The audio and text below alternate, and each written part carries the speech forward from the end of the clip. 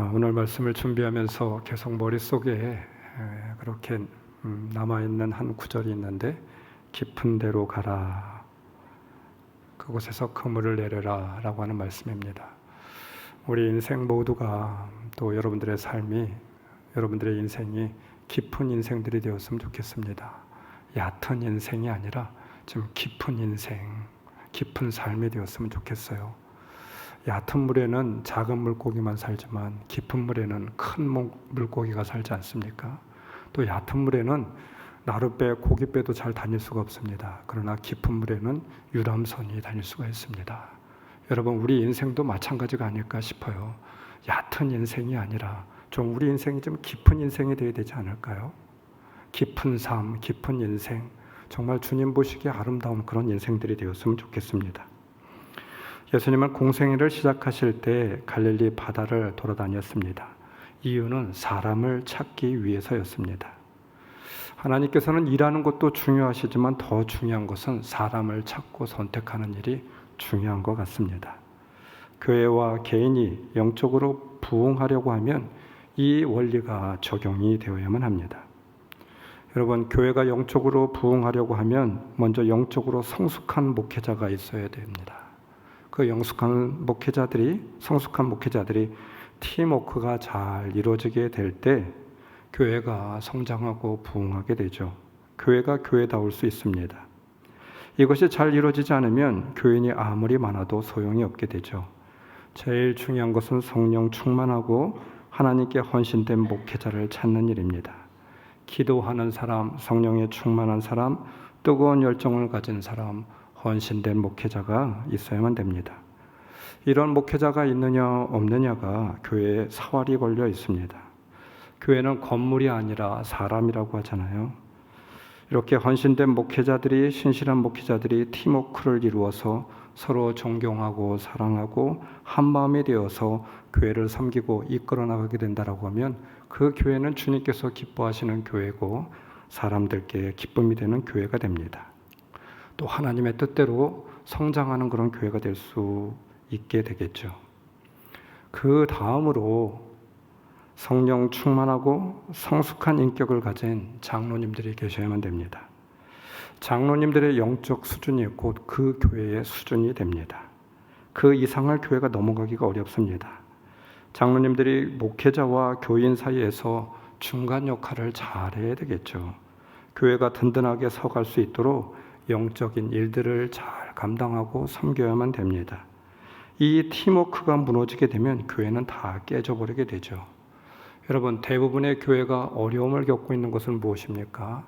교역자와 또 이 교회의 리더되는 장로님들 간의 그런 갈등과 싸움 때문입니다. 장로님과 장로님들 간의 그런 갈등과 싸움 때문이죠. 이 갈등이 교회를 망치게 됩니다. 마지막으로 물불 가리지 않는 헌신된 권사님들과 집사님들, 평신도들이 있어야만 됩니다. 이리 빼고 저리 빼는 직분자가 있으면 교회 일이 안 됩니다. 사역을 하되 말만 많은 분들이 있으면 오히려 교회 일을 망치게 되는 것이죠. 한 사람의 영향이 교회 전체에 영향을 미치기도 합니다. 교회의 일이라면 이익인가 손해인가 따지지 않고 내 마음에 맞는가 안 맞는가를 따지지 않고 물불을 가리지 않고 나서는 그런 아름다운 평신도들이 있어야만 됩니다. 교회는 이런 사람들이 있을 때 튼튼해지고 허다한 무리들이 교회에 모여오게 되고 하나님의 놀라운 역사를 이뤄갈 수 있는 아름다운 교회가 될 수 있는 것이죠. 구경꾼이 많은 교회는 결코 힘이 없습니다. 결코 교회 일을 잘 감당할 수가 없습니다. 이런 말이 있습니다. 99%의 헌신된 사람 100명보다 100% 헌신된 사람 10명이 더 중요하고 큰 일을 한다라고 하는 말이 있어요. 이것이 바로 제자 원리의 가장 중요한 원칙이다. 이렇게 말들을 합니다. 구경꾼 교인들, 방관하는 교인들, 뒷짐지는 교인들이 있는 한 하나님도 어찌하실 수가 없는 것 같아요. 왜냐하면 하나님께서는 사람들을 통해서 일하시고 있기 때문입니다. 사람이 움직여주지 않으면, 하나님이 세우신 사람들이 일하지 않으면 정말 어렵고 힘듭니다. 하나님의 일을 할 수가 없어요. 여러분, 좋은 제도, 좋은 건물, 좋은 방법, 좋은 행정도 중요한 것이지만 그것이 결코 헌신되고 성숙한 사람만큼 더 중요하지 않아요. 우리는 이것을 알아야만 됩니다. 아무리 좋은 방법이 있다 한들은 무슨 소용이 있겠습니까? 헌신된 사람이 없다라고 하면 다 주인 없는 집과 같은 그런 것이 될 수밖에 없겠죠. 여러분, 오늘 말씀은 정말 중요한 말씀입니다. 예수님께서 사역을 시작하시면서 제일 먼저 한 일이 어떤 일입니까? 공생애를 하면서 공적으로 제일 먼저 한 일은 바로 제자를 부르신 사건이었습니다. 갈릴리 바닷가에 오셔서 제자들을 부르셨어요. 오늘 말씀 가운데 중요한 부분이 있습니다. 베드로와 안드레가 예수님을 택한 것이 아니라 예수님이 베드로와 안드레를 부르시게 되었고 예수님의 제자들을 부르셨습니다. 하나님은 언제나 같이 일할 동역자를 찾고 있습니다. 하나님이 능력이 없어서 찾으시는 것이 아니겠죠. 여러분, 구약 성경을 보십시오. 하나님께서 일하실 때 사람을 통해서 일하시고 있습니다. 노아와 아브라함을 부르시고 모세와 다윗을 부르시고 택하셔서 일을 시키게 되었습니다. 하나님은 예언자를 택하셔서 일하시는 것을 볼 수가 있습니다. 요한복음 15장 16절, 너희가 나를 택한 것이 아니라 내가 너희를 택하여 세운 것이다 말씀합니다. 하나님께서 나를 택하여 세운 것이래요. 너희가 나를 택한 것이 아니라. 여러분, 그렇습니다. 여러분이 교회에 오게 된 것 여러분 스스로가 온 것이 아니고, 또 여러분이 택함을 받은 것 여러분이 의지 가운데 결단하여서 주님을 택한 것이 아니고, 또 여러분이 주님의 일을 감당하고 있는 것, 직분자가 된 것 다 하나님이 불러서 오게 된 것임을 믿을 수 있는 여러분들 되시기를 주님의 이름으로 축원합니다. 교회의 성직도 직분도 하나님이 주신 것이고 하나님이 불러주신 것입니다. 내가 되고 싶다라고 해서 된 것이 아니죠. 그러므로 우리는 부르심 앞에 순종과 겸손함으로 나아가야 될 줄 믿습니다. 더 중요한 의미가 있습니다. 부르셨다라고 하는 말은 다른 말로 우리가 해석해 본다라고 하면 곧 책임지시겠다라고 하는 말이 아닐까요? 저는 오늘 말씀을 이렇게 들었습니다. 부르시고 내버려 두지 않았습니다. 주님께서 늘 동행하시게 되었잖아요. 제자들을 데리시고 다니고 먹이고 입히고 말씀으로 가르치게 되었습니다. 때로는 기적을 일으켜서 그 현장을 보여주시기도 하였습니다. 또 때로는 그들이 배반하고 실패한다 할지라도 주님께서 끝까지 찾아가 주셔서 그들을 세워주셨잖아요. 그들이 제자로 설 때까지 늘 동행하시고 함께 해주셨습니다. 주님이 부르셨다라고 하면 끝까지 책임지시겠다라고 하는 것입니다. 하나님의 신실하심이 주님의 열심히 그렇게 하시겠다라고 하는 것이죠. 제자들이 능력이 있어서 제자가 된 것이 아니었습니다. 그들이 가지고 있는 것들 때문에, 그들의 배경 때문에, 그들의 능력 때문에 아니었습니다. 주님께서 택하여 주시고 제자로 부르셨으니 그들의 능력이 되어진 것입니다. 우리의 힘과 능력, 우리의 가진 것 유무에 달려있지 않습니다. 주님의 능력과 주님의 열심에 있는 것이죠. 부르심도 주님의 전적인 주권에 있었습니다. 우리가 제자로 합당한 자였기 때문에 주님이 부르신 것이 아니었어요. 주님이 부르시니까 제자로 설 수 있었던 것이죠. 여러분, 우리가 이것을 잊으면 안 됩니다. 이것이 정말 큰 은혜입니다. 오늘의 이 말씀이 우리에게 얼마나 위안이 되는지 모릅니다. 우리는 정말 너무나도 부족한 존재이잖아요. 부르심을 받을 만한 존재가 되지 못합니다. 근데 주님께서 부르시셨어요. 주님께서 맡겨주셨어요. 그렇다라고 하면 주님께서 책임지시겠다라고 하는 말이 아니겠습니까? 맡겨주신 일에 대해서 잘 해낼 수 있을까 염려하는 성도들도 있습니다. 두려워하는 성도들도 있어요. 걱정하지 마십시오. 주님이 부르셨으면 책임져 주실 줄 믿습니다. 얼마 전에 개척교회 전도사님 한 분을 만난 적이 있었습니다. 제가 그분한테 이런 말씀을 드렸어요. 같이 기도하면서 기도 가운데 이런 말씀을 드렸습니다. 주님이 부르셨을진데 책임져 주시지 않겠습니까? 주님이 세워주셨으니 선한 길로 인도하심을 믿으십시오. 우리의 사역과 목회는 여기로부터 시작됨을 잊지 마십시오. 간곡히 권면드리고 기도하였습니다. 그런 것 같아요. 여러분, 우리가 인생을 살아갈 때도 마찬가지지 않습니까? 두렵고 힘이 들 때가 있습니다.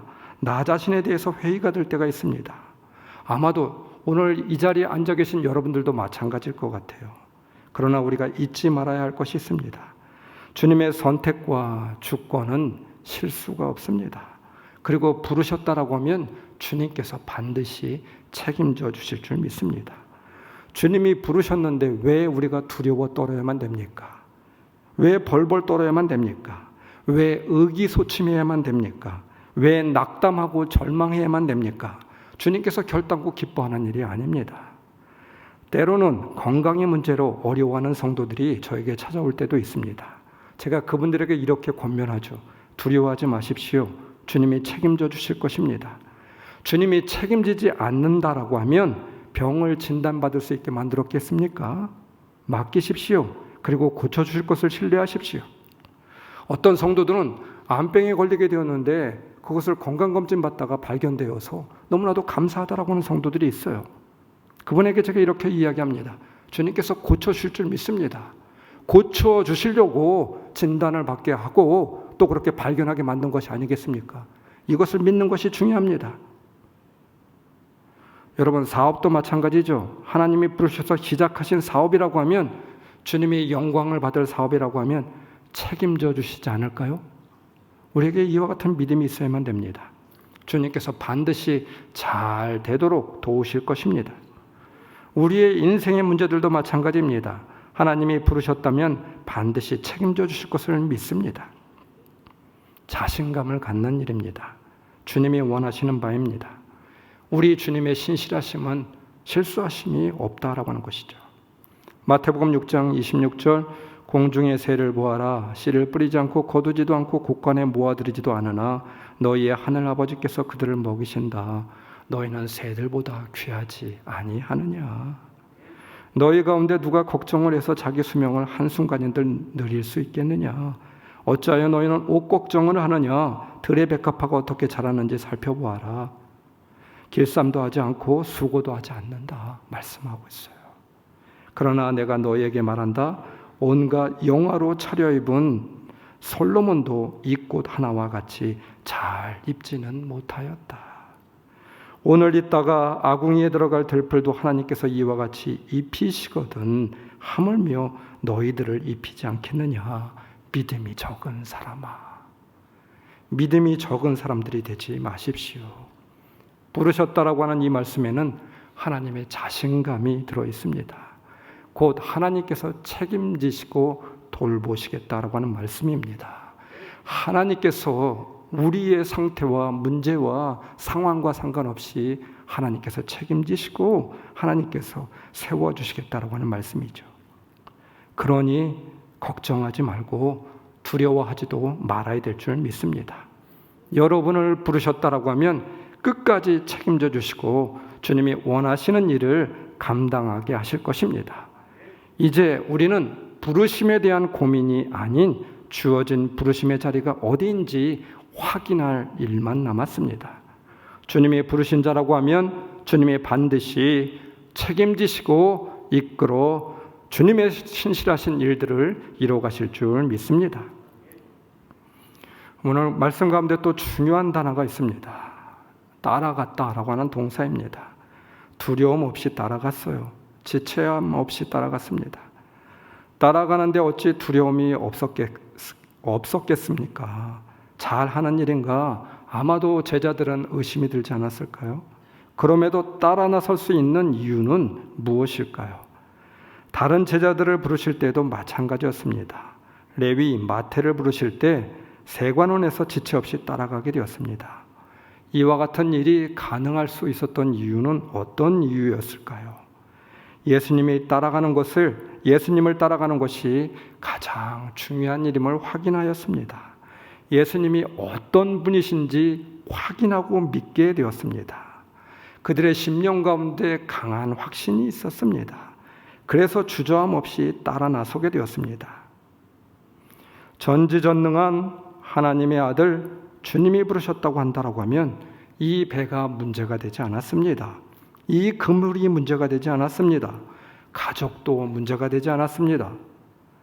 여러분, 정치인들을 보게 된다고 하면 명절에도 꼭 가야 할 곳이 있다고 하면 가는 것을 보게 됩니다. 직장에 다닐 때 승진을 하는 그런 자리라고 하면, 또 높은 분이 부른다라고 하면 열일을 제쳐놓고 우리는 가게 됩니다. 집안의 아내도 가라고 하고 부모도 그래 잘했다 인정을 하게 됩니다. 더 좋은 일이고 더 귀한 일임을 알고 있기 때문인 것이죠. 여러분, 사업을 하는 분들이 있다라고 생각해 보십시오. 좋은 사업을 할 수 있는 기회고 또 좋은 기회를 얻을 수 있는, 돈을 많이 벌 수 있는 기회라고 한다라고 하면 자신의 사생활이 문제겠습니까? 열일을 제쳐두고 바로 그러한 일들 가운데 쫓아가게 되죠. 사람들을 만나게 됩니다. 왜 그렇습니까? 정말 중요한 기회이고 그것이 정말 아주 중요한 일임을 알고 있기 때문인 것이죠.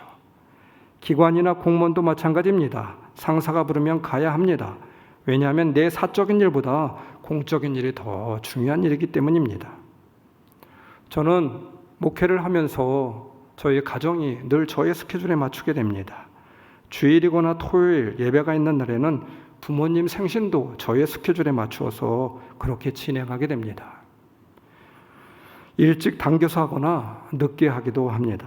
혹시 참석을 못한다 할지라도 이해를 가족들이 하고 있습니다. 토요일이나 주일에 친지들의 결혼이나 아니면 장례, 대소사 가본 적이 없습니다.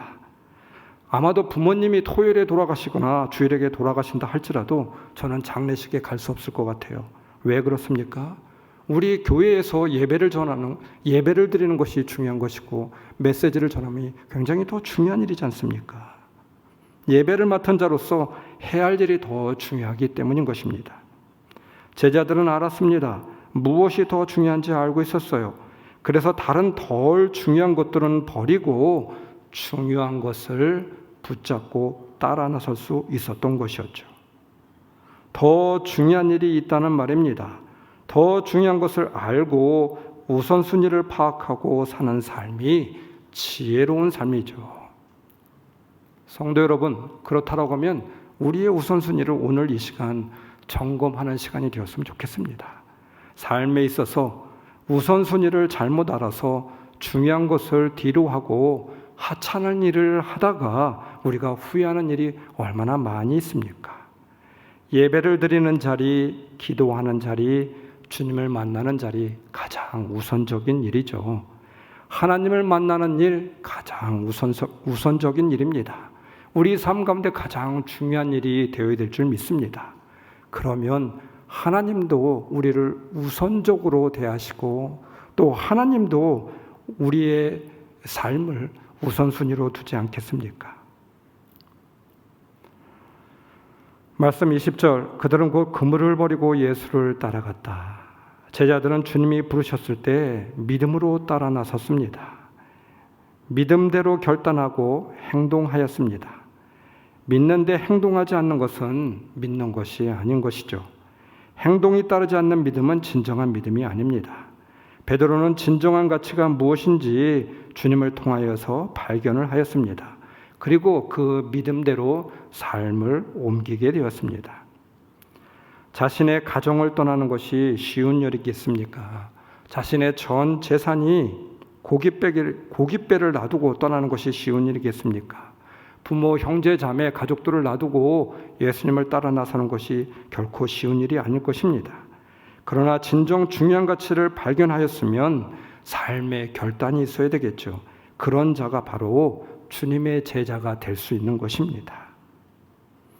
누가복음 5장 1절에 보니까 수없이 많은 무리가 밀려와서 하나님의 말씀을 들었다고 합니다.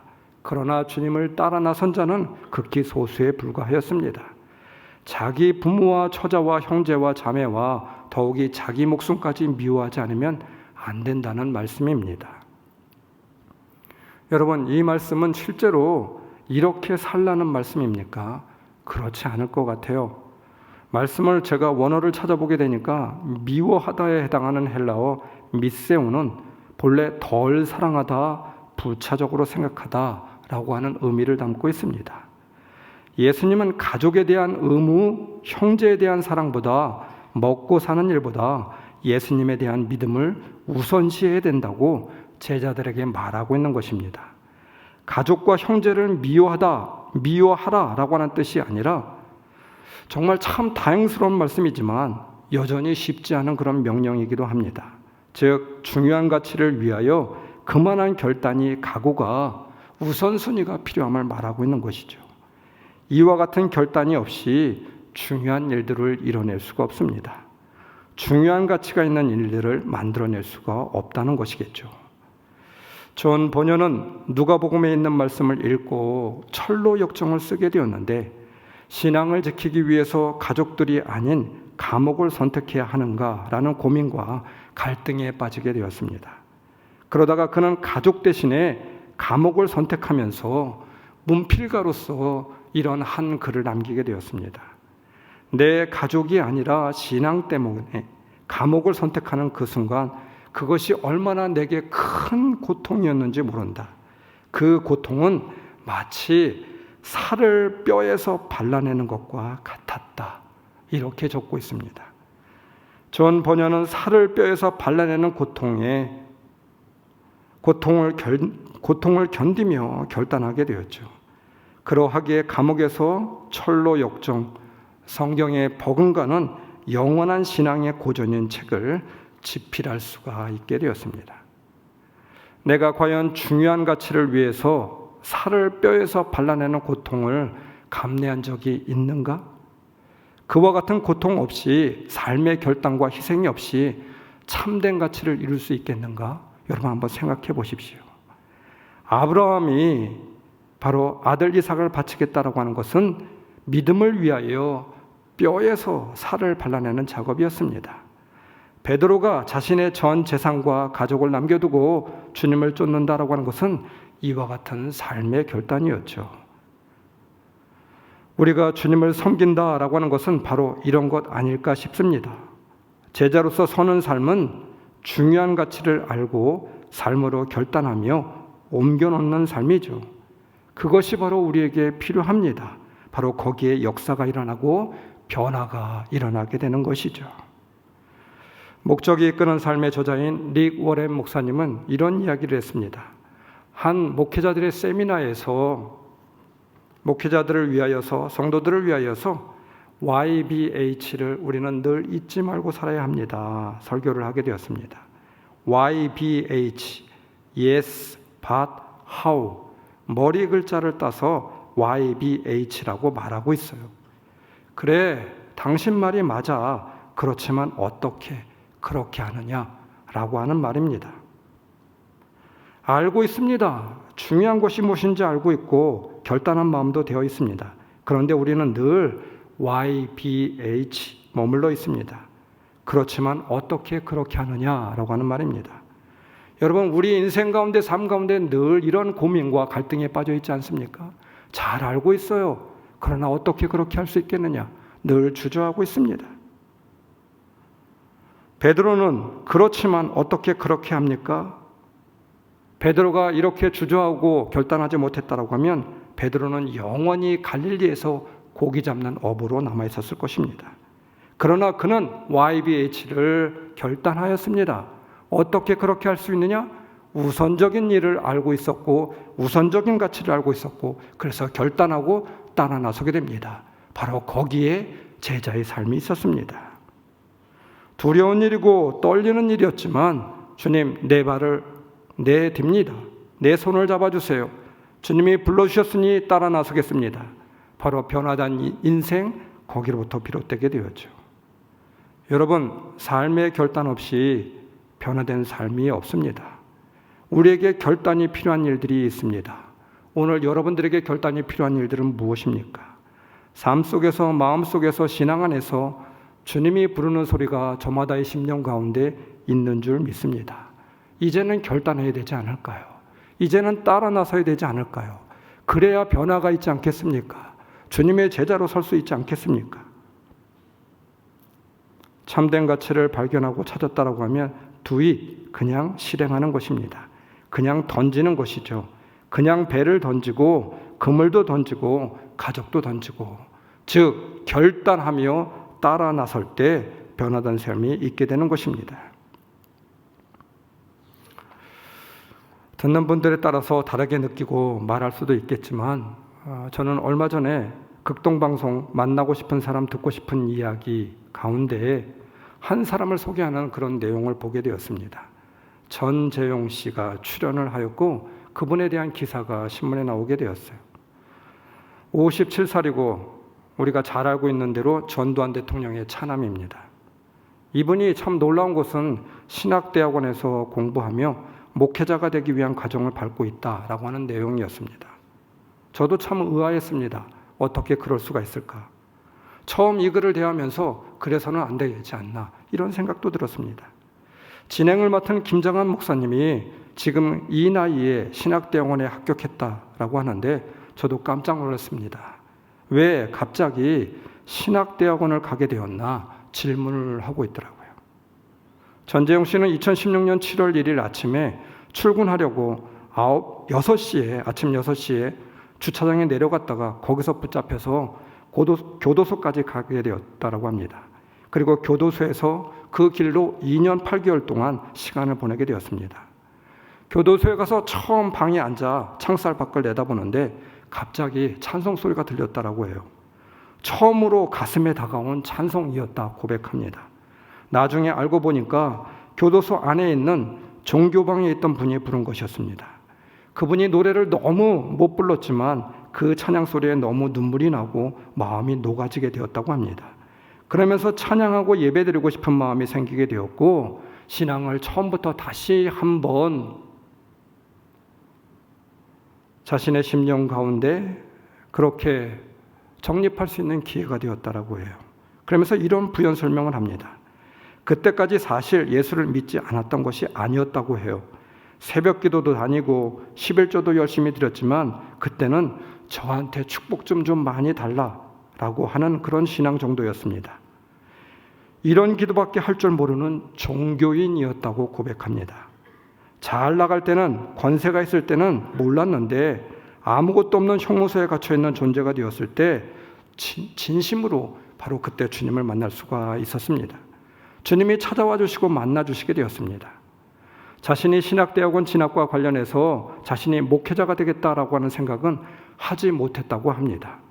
아내 박상아 성도는 처음에는 전재용 씨의 신학과정 공부를 반대했다고 밝혔습니다. 절대 반대하였다라고 말합니다. 누가 봐도 죄인인 저희 같은 사람들이 하나님을 믿는 것도 사실 숨기고 싶은 부분인데 사역까지 하고 목회자가 된다? 하나님의 영광을 가리는 일이기 때문에 당신은 절대로 신학대학에 가서는 안 된다라고 그 이유를 밝혔습니다. 남편이 집에 들어오자 매일같이 싸우고 남편을 뜯어말리게 되었다라고 해요. 그러나 결국 하나님의 생각은 자신들의 생각과 다른 것이었다라고 고백합니다.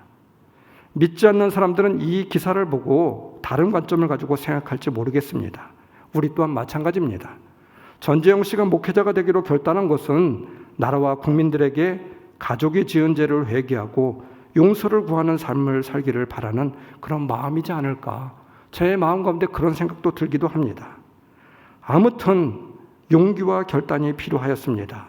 그리고 그 부르심에 순종하며 나아가는 그 모습 참 너무나도 귀한 것이 아닐까 싶었습니다. 주님의 부르심, 주님의 음성 부인할 수가 없어서 남은 인생 주님의 도구로 살고 싶다라고 하는 결단인지 모르겠습니다. 이렇게 결단하는 거 참으로 쉽지 않은 일이겠죠. 어려울 수 있고 삶을 옮겨놓기가 천근만근 무거운 일이 되겠죠.